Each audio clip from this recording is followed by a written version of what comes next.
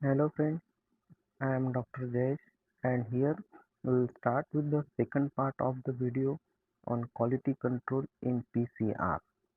In the first part, we have already seen the extraction controls for nucleic acid, PCR controls which includes positive controls. In positive controls, we have seen PCR positive control and PCR inhibition positive control. Now in this second lecture, we will see about method positive control, matrix spike control and negative control. After that, we will be having quality controls in electrophoresis, hybridization, restriction mapping, probe-based quantitative PCR and sequencing. These are the post-PCR analysis methods. Finally, at the end of this video, we will be seeing about the corrective actions in case of failure of control. Also, we will see how to prevent false positive and false negative, and we'll be having a short discussion on proficiency testing in PCR. So, we will start with this video of the second part in quality control in PCR. So, starting with method positive control, which is a part of positive control. The method positive control is used to verify that the entire method is performing properly. This control should be performed by analyzing a reagent water sample seeded with known quantities of the target organism prior to the start of sample processing. For quantitative PCR methods, recovery of the method positive control is determined as the total amount of analyte found in the sample divided by the amount of control analyte added into the sample as a spike. The recovery should be expressed in terms of the units used to measure concentration of the spike. For example, CCFU, PFU or count, etc. For qualitative PCR methods, the method positive control is evaluated in terms of detect or not detect. Although a detection signal that is weaker than normal may still indicate a problem. At a minimum, method positive control should be performed for each sample batch. A sample batch is defined as the set of test samples set up and processed together through all steps of the method leading to PCR. Now we will see about matrix spike. The matrix spike is used to determine the effect of the matrix on the overall method recovery. This control can be performed by the analysis of duplicate samples collected at the same time and location and seeded with the known amount of the target organism prior to the sample processing. The seeded samples should be processed at the same time in the same manner as the unseeded sample and the method positive control. Laboratories should, however, be cautious when processing matrix seeded samples at the same time as unseeded samples to prevent cross-contamination. The matrix spike recovery is determined as the total amount of the analyte found in the sample minus the background divided by the amount of the target analyte added into the sample as a spike.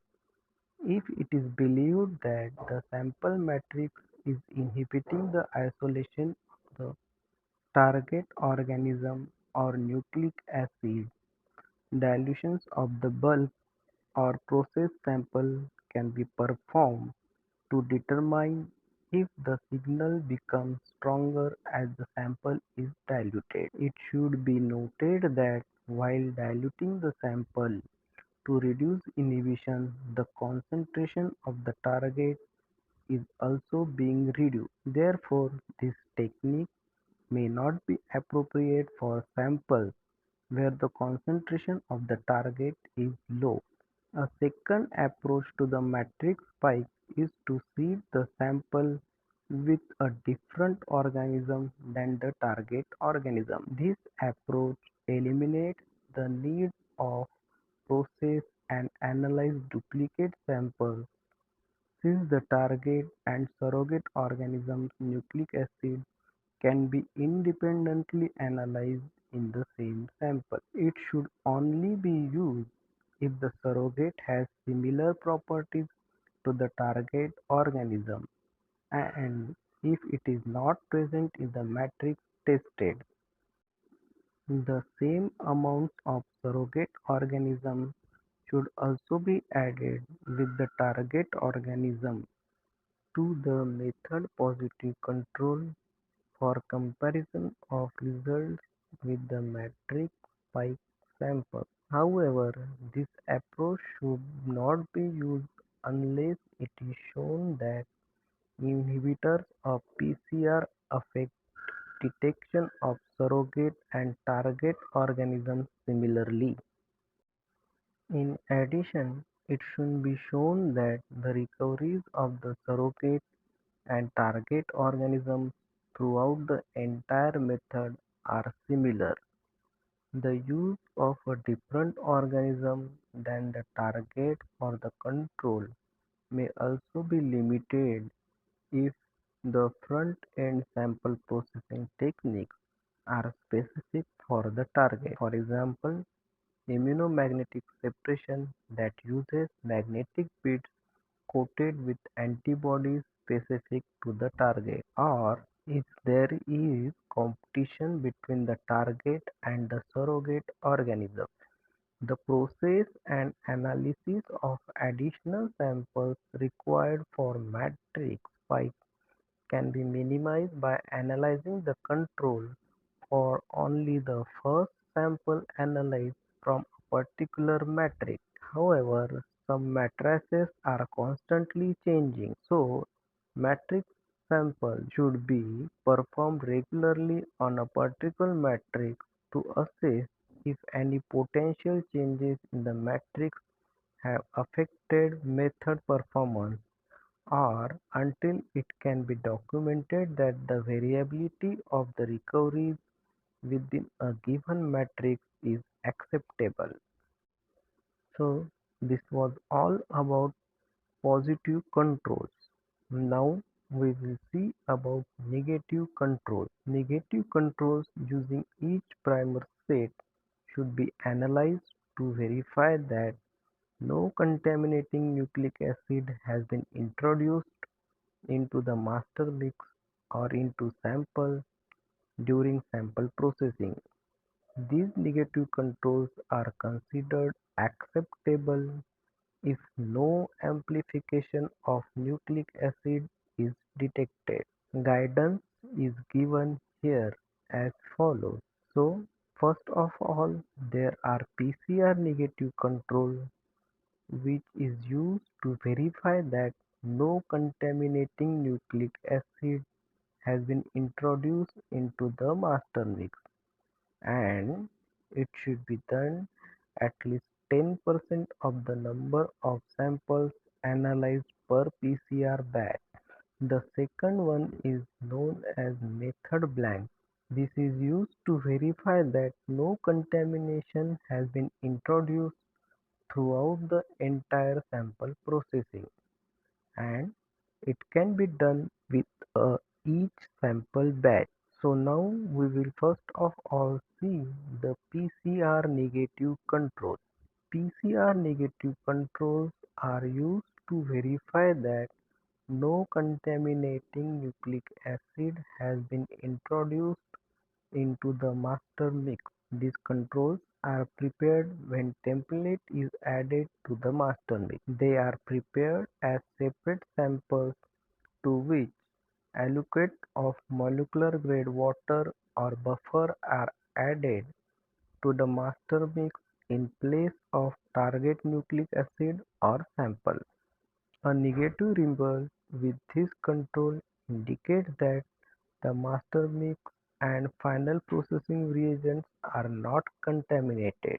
A The second in the category of negative control is method blank. Method blank is designed to check for contamination throughout sample processing and PCR analysis. This control is performed on sterile reagent water sample that is processed with the test sample using the same preparation, extraction, sample transfer, and PCR procedures as the test samples.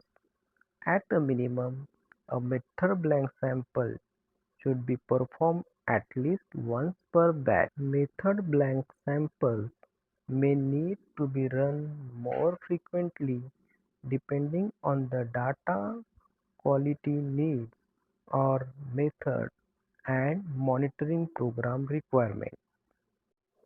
With this, we have come to the end of negative controls, and we have been completed now the controls in PCR procedure.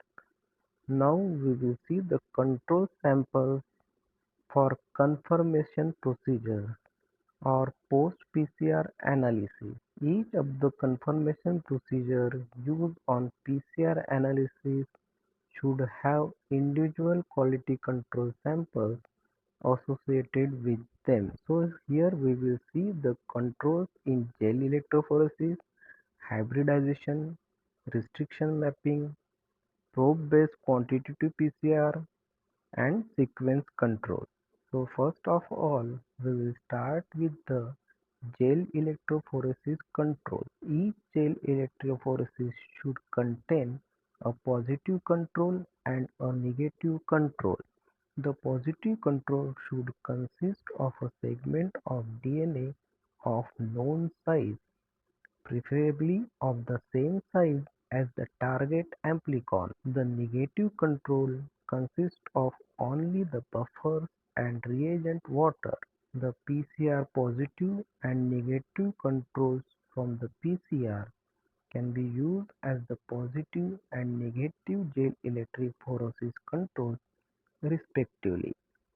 A DNA ladle, which is a mixture of DNA fragments of known sizes, should also be run on each gel to provide a standardized gauge of the size of DNA fragments seen in the test samples and control. The size of the expected product should be within the size range covered by the standard. Extrapolation beyond the range of standard should not be performed.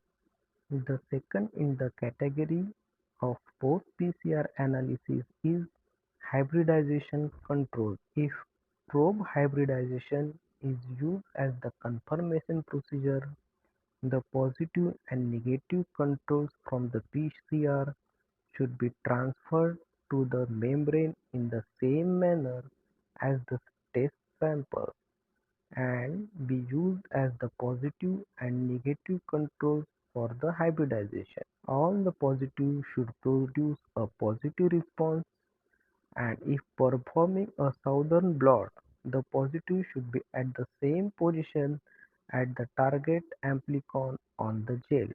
All negative controls should produce a negative response for the result to be acceptable. Labeled size marker should be used for southern blots to determine the amplicon size and can also serve as a detection control for both southern and dot plots. Now coming to the restriction mapping control. If restriction mapping is used to confirm the PCR results, positive controls for each restriction enzyme or combination of enzymes should be performed on DNA of a known sequence or with a pre-made restriction map other than the amplicon of interest to verify the activity of restriction enzyme. Digestion should be performed in the buffer and at the temperature recommended by the manufacturer. A sample of the amplicon prepared and processed in the same manner as the positive control, but no addition of restriction enzyme should be run to verify that the digestion of nucleic acid resulted from added restriction enzymes and not contaminating enzymes. Now coming to the probe-based quantitative PCR and melting curve analysis. Now if we see probe-based quantitative PCR and melting curve analysis is nothing but a analysis which takes place in the real-time PCR, and so the same positive and negative control should be used for this amplification technique, as we have discussed in positive controls of PCR and negative controls of PCR. Then finally, in analysis, there are sequencing controls. In the event of unacceptable result from sequence analysis, that is, for example, fluorescent signal is weak throughout the sequencing ladders of all samples, a sequencing reaction control using a template and primer provided by the manufacturer should be run according to the manufacturer's instruction. The source of problem, that is poor amplification, expired fluorescent dye, should be determined and corrected, and any affected samples should be reanalyzed. So up till now in this topic we have seen about the controls used in extraction as well as PCR, and finally in the analysis of PCR product.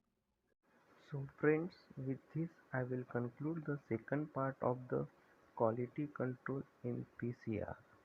In the third part we will be seeing about the corrective actions for the failures in the quality control in PCR, as well as we will see about how to avoid false positive and false negative in the PCR, and finally we will see the proficiency testing in the PCR.